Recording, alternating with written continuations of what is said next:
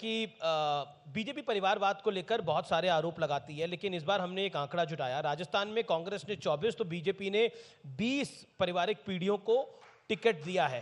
तो मतलब आप कांग्रेस से तो थोड़ा पीछे हैं, लेकिन 4 ही पीछे हैं, मतलब परिवार देखिए टिकटें बांटने में। देखिए, आपके मन से मैं परिवारवाद को अच्छे ढंग से आपके सामने समझा देना चाहता हूँ।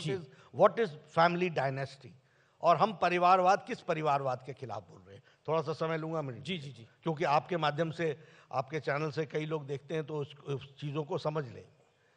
परिवारवाद क्या होता है? परिवारवाद ये होता है कि उमर अब्दुल्ला के बाद फरूक अब्दुल्ला के बाद उमर अब्दुल्ला, मुफ्ती के बाद महबूबा मुफ्ती, चौटाला भाइयों के बाद चौटाला, प्रकाश सिंह बादल के बाद सुखबीर सिंह बादल, और ये सब लोग, पार्लियामेंट्री बोर्ड भी इनके घर की और इलेक्शन कमेटी भी इनके घर की। ये जितने नाम मैंने लिए, मुलायम सिंह के बाद अखिलेश, अखिलेश के बाद डिंपल, बाकी फुल स्टॉप। लालू के बाद राबड़ी, राबड़ी के बाद तेजस्वी, तेजस्वी के बाद तेज प्रताप, बाकी फुल स्टॉप। ममता के बाद अभिषेक, बीबी भाईपो, बुआ और भतीजा, बाकी full stop. Jagan Mohan Reddy, YSR, Jagan Mohan Reddy, KCR, KTR, Kavitha, उनका बेटा, बाकी छुट्टी। उदयनिधि, पहले स्टालिन, पहले करुणानिधि, स्टालिन, उदयनिधि, स्टालिन। हमारे उद्धव ठाकरे, आदित्य ठाकरे, शरद पवार, सुप्रिया सुले। ये इसको बोलते हैं परिवारवाद। हमारी ही पार्लियामेंट्री बोर्ड, हमारी ही सेक्रेटरी, हमारे ही लोग, इसको बोलते हैं परिवारवाद।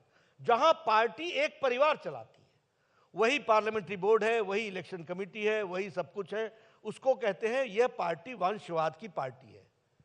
और दुख के साथ यह कहना पड़ता है, आप देखिए ना, कांग्रेस पार्टी भी तो पारिवारिक पार्टी हो गई है।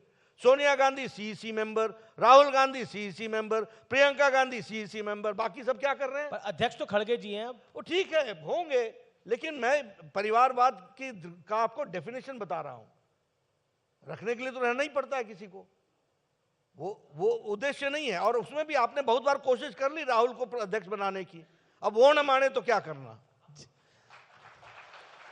तो ये तो आप नियत से पारिवारिक हैं, आप नियत से पारिवारिक हैं। हम जब बात करते हैं, हम क्या कहते हैं कि किसी, अब ये देखिए, किसी के नेता अगर का बेटा अगर कोई अच्छा कार्यकर्ता है और वो 20 साल 25 साल से काम कर रहा है, जिला का अध्यक्ष बना, मंडल का अध्यक्ष बना, बाद में वो किसी और कमेटी पर गया, लोगों के बीच में काम किया, 20 साल से काम कर रहा है, ऐसे व्यक्ति अगर कभी किसी को मौका मिलता है तो इसको हम परिवारवाद नहीं बोल सकते। ये हम उसको हम, हाँ, वह किसी के कार्यकर्ता को इग्नोर करके उसको दिया जा रहा है, ऐसा कभी नहीं होता, इसकी हम चिंता करते हैं। मेरा अगला सवाल है, अशोक गहलोत ने एक बड़ा आरोप लगाया कि कन्हैया लाल साहू की हत्या के पीछे भारतीय जनता पार्टी वाले हैं। अब वही वाली बात हो गई, जैसे आपने कहा कि लाल डायरी और राजेंद्र गुड़ा वो हमारा आदमी है। अब ये इसीलिए तो मैंने कहा कि शायद सरकार, मैं नहीं कह रहा, ये अशोक गहलोत कह रहे हैं। तो अशोक गहलोत जी की बात मैं कर रहा हूं कि अब उन्होंने ये हमारे ऊपर कह दिया। सच्चाई क्या है कि गहलोत साहब ने तुष्टीकरण की रीति में स्यूडो सेक्युलरिज्म को बढ़ाते बढ़ाते ये शांत प्रिय प्रदेश, सबको साथ चलने वाला प्रदेश, सबके साथ बराबर का सद्भाव रखने वाला प्रदेश, यहां भी उन्होंने धार्मिक दृष्टि से उन्माद की बीज डाल दी। ये अशोक गहलोत का कंट्रीब्यूशन है, ये अशोक गहलोत का कंट्रीब्यूशन। अगर रामनवमी के अवसर पर शोभा यात्रा निकलती है तो उसको रोक दो या उस पर पथराव कराओ। अगर कोई हनुमान जयंती पर कोई शोभा यात्रा निकलती है तो या पथराव कराओ या उसको रोक दो। मंदिरों पर, शिव जी के मंदिर पर बुलडोजर चला दो, उनको परमिशन मत दो। जी, ये सब काम उन्होंने किया। और यहां सरेआम नारे लग रहे थे, सर तन से जुदा, सर तन से जुदा, सर तन से जुदा। क्या एक्शन लिया? पीएफआई के लोगों ने यहां ओपन जुलूस निकाला है राजस्थान के अंदर।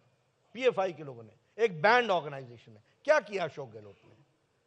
ये नियत नहीं बताती है उनकी। और ये घटनाएं घटेंगी तो फिर कन्हैया लाल जैसी घटना घटती है। और ये उसको बीजेपी के साथ जोड़ देना, इससे बड़ा अब मैं क्या कहूं। आप लोग फिर बोलेंगे कि बड़े तजुर्बेकार नेता हैं, बड़ा तजुर्बा रखते हैं, लंबे समय से राजनीति में है। अब इसी तरीके की राजनीति करते रहे होंगे तो भगवान ही भला करे उनका। जी, अब मैं मध्य प्रदेश के ऊपर आता हूं। मध्य प्रदेश में आप 18 साल से शासन में हैं। क्या आपको लगता है कि इस बार भारतीय जनता पार्टी के साथ और कांग्रेस के साथ आपकी, बीजेपी और कांग्रेस की एक कड़ी टक्कर है? क्योंकि 18 साल से आपका शासन है और इस बार कमलनाथ कह रहे हैं कि हमारी सरकार चोरी करी, इन्होंने इस बार बीजेपी को सबक सिखाना पड़ेगा। कुछ नहीं, वो बेचारे बोलते रहते हैं, उनकी पार्टी कितना सुनती है वो खुद ही जानते हैं, तो उनके बारे में मैं क्या बोलूं। लेकिन सच्चाई ये है कि भारतीय जनता पार्टी के रूप में भी और सरकार के रूप में, जो भारतीय जनता पार्टी के सरकार ने शिवराज जी के नेतृत्व में जो काम लोगों के लिए किया है, उसको सब दूर सराहना मिली है, ताकत मिली है। मध्य प्रदेश में एंटी इनकम्बेंसी नहीं है, प्रो इनकम्बेंसी है, यह बात स्पष्ट रूप से। पर आपने वहां पे फ्री की पॉलिटिक्स का सहारा लिया है, आप उसका विरोध करते हैं। मैं आपको बता रहा हूं, लाडली बहनों को जो आर्थिक मदद दे रहे हैं, लास्ट 3 महीने में जो मध्य प्रदेश शासन ने फैसले लिए, वो ऐसा दिखा रहा था कि डेस्परेशन थी भारतीय जनता पार्टी में या फिर कोई डर था? बिल्कुल नहीं, बिल्कुल नहीं। महिलाओं का सशक्तिकरण करना यह हमारा उद्देश्य रहा है और लाडली बहना योजना उसका एक रास्ता रहा है और उसको सब दूर सराहा गया है। और ये बताता है कि किस तरीके से गरीब महिलाओं को इस आर्थिक मदद के कारण उनके परिवार में उनको ताकत मिली है, यह भी बताता है। दिग्विजय सिंह ने हाल ही में बयान दिया कि भारतीय जनता पार्टी कई खेमों में बटी हुई है, एक महाराज भाजपा है, एक शिवराज भाजपा है, एक नाराज भाजपा है।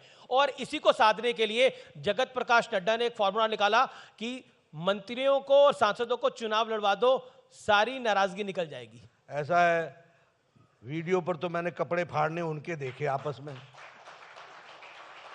वो वीडियो तो आप लोगों ने सबने जग जाहिर देखा कि इनके कपड़े फाड़ो, मेरे पीछे क्यों लगते हो, उनका फाड़ो, ये करो, तो ये तो आपने सुना। अब दूसरी बात कि ये जो आप खेमे में बटे, ये बहुत खेमों में बटे हुए हैं। दिग्विजय अपने बेटे को मुख्यमंत्री बनाने के लिए लगे हुए हैं, कमलनाथ अपने बेटे को बनाने के लिए लगी हुई है, सोनिया गांधी अपने बेटे को पीएम बनाने में लगी हुई है। ये कोई कमी थोड़ी ना है, ये तो सब बटे हुए हैं, कौन किसको छोड़ता है, सब एक दूसरे के। तो वहां पर जो रणनीति है मंत्रियों को और सांसदों को चुनाव लड़वाने की, उसके पीछे उद्देश्य रणनीति है, स्ट्रैटेजी है। किसकी? भारतीय जनता पार्टी। बिल्कुल, और कोई कारण नहीं है। मैं बढ़ता हूं आगे और बीजेपी को देखिए मैं आपको बताऊं जी, छत्तीसगढ़ में हमने सारे एमपी एक साथ बदल दिए पिछले चुनाव में, 2019 के चुनाव, लोकसभा इलेक्शन। कोई पॉलिटिकल पार्टी कर सकती है, कोई ऐसे एक्सपेरिमेंट कर सकती है? हमने म्युनिसिपल कॉर्पोरेशन में इससे पहले दिल्ली में सारे म्युनिसिपल काउंसिलर्स का टिकट बदल दिए। कोई पार्टी तय कर सकती है? कोई ऐसा योजना बना सकती है?